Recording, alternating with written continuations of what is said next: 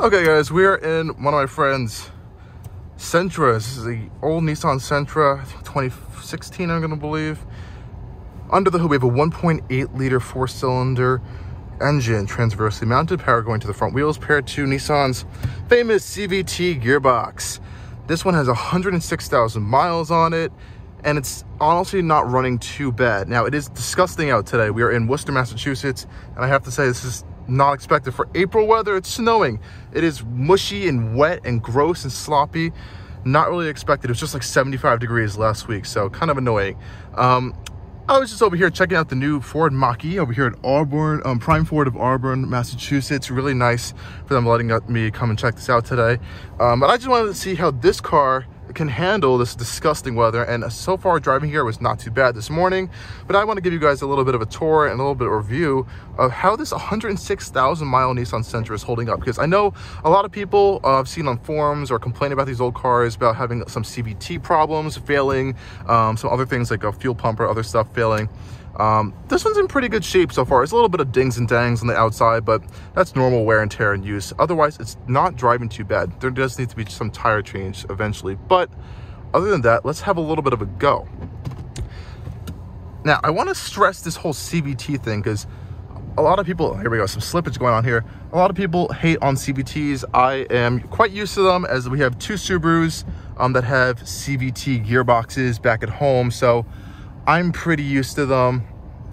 Luckily, I am going the wrong way. I'm not used to this parking lot, guys. We're gonna do a little bit of backing up. So while we're doing that, and we're backing up. Cool. Like I said, CVT in this car, not bad of a gearbox.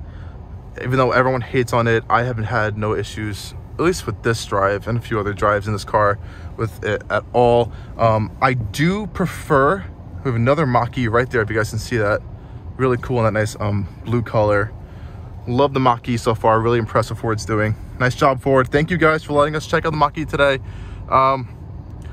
Anyways, I'm pretty impressed with the performance of this car so far. Now, when I mean impressed, I mean it's not been all this hate I've seen about it. It's not too bad. It doesn't drive too bad. For an economy car, I think it's not that bad of an option. But that's until you start pairing it up against some competition and some other competitors from other manufacturers. If you're looking at like a Jetta, if you're looking at like a Civic, or some smaller cars like a Hyundai, I don't even know if they make the Accent anymore. That's kind of like this class you're looking in, that lower economy car class of vehicle. In that case, I think there are better options. I'm not going to lie. There are some better options. There is a new Sentra that is out. I think it's a lot better. I'm going to try to get a test drive of that one so I can kind of give you guys a feel of what that one looks like as well. But yeah, I mean, this isn't too bad. Pretty basic interior, basic radio. You do have USB, thankfully, so you can plug your phone in and kind of like shut up the radio station. Pretty basic gearbox, no paddle shifters. It is a CVT, but no even manual mode down here either. Here are cup holders, climate controls. Not too much stuff going on here. Pretty slippy out today with the snow. Let these people go, see where they're going. Where are you going, dude? Cool. This dude's making a left. Lots of slippage going out today. Now, believe it or not, this car has a sport mode. Yes, there's a sport mode and an economy box mode on the bottom. Now, believe it or not, the sport mode does do something, but it does nothing that you really want. So if I press sport, the revs are really jumpy. So I'm just tapping on the throttle and the car is like lurching up ahead. I think it just makes the throttle super sensitive to the point where it's a little bit too sensitive. So I don't even like that. I'm gonna turn that off. Now I can tap on the throttle and it's nice and smooth. Not a fan of that option, personally. As you guys can see, it's pretty snowing out today. Again, we're in April. It was spring. Should not be happening like this. Got a semi next to us. Just going on a short little drive, checking out the dynamics.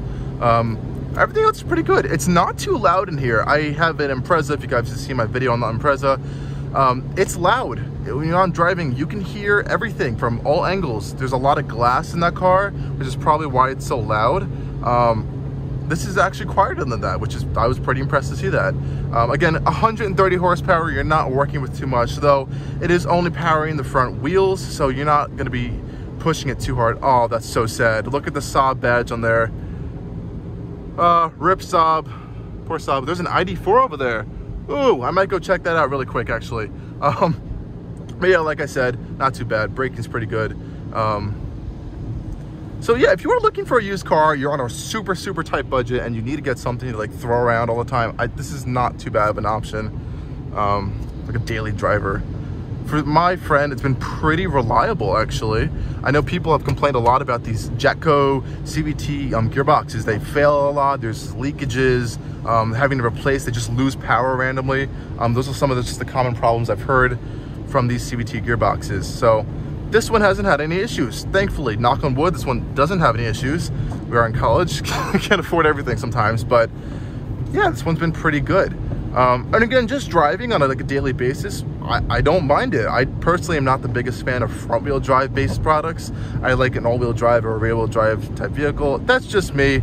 That's just how I like to drive. Not everyone's like that, and not everyone really cares. But for what it is, it's not too bad. Now, this is on normal driving roads. Once you get on a highway on at higher speeds, that's where things get a little bit different. I don't feel too comfortable taking this over 75 or 80. It gets a little shaky. You can feel a lot more things. The noises get a little bit more louder on the exterior from wind noise. Yeah, that's where it gets a little bit weird. So if you want more of like a comfortable highway cruiser, maybe not this. Maybe not the best offering.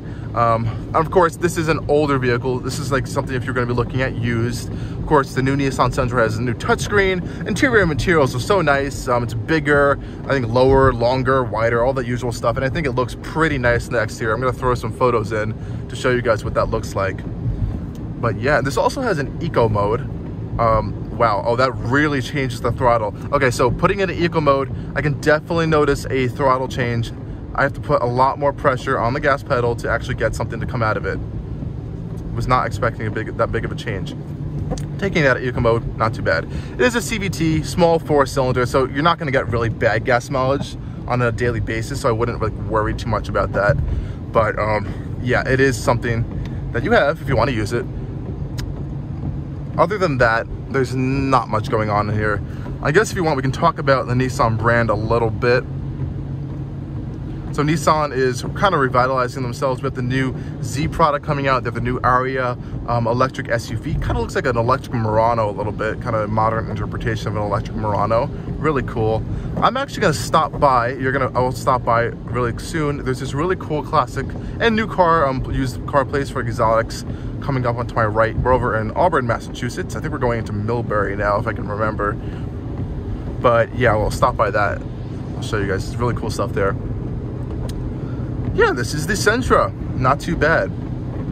And you know, I didn't show it right now because it's kind of cleared up, but this morning I had to get out of some snow, and you know, front wheel drive, not snow tires, you're gonna have a little bit of a struggling going on there. So if you are gonna be stuck in winter environments, get an Outback just like that one right there, or a 4Runner or some other type of SUV product, because that's probably gonna suit your needs a lot better. I think it's right here. I think I can, and we can. I'm gonna turn in, do a little tour around. Look at this place. Look at the cars at this place. High octane classic cars. Right off the bat, a GTC, that's a FF. Some old cool, with a Phantom right there. Love that FF. Beautiful car right there. Love to own an FF one day. Check that out. Wow. Really nice FF. It's a dealer car right now. I think it's for sale. Turn his wipers off. Really nice. Some nice stuff up here at High Octane Classics. Might do a car show, come over here and see this really soon. Another Ferrari right there. Really cool stuff. Okay, you guys, I'm gonna end this right here. Thanks for coming for the short drive of the Sentra.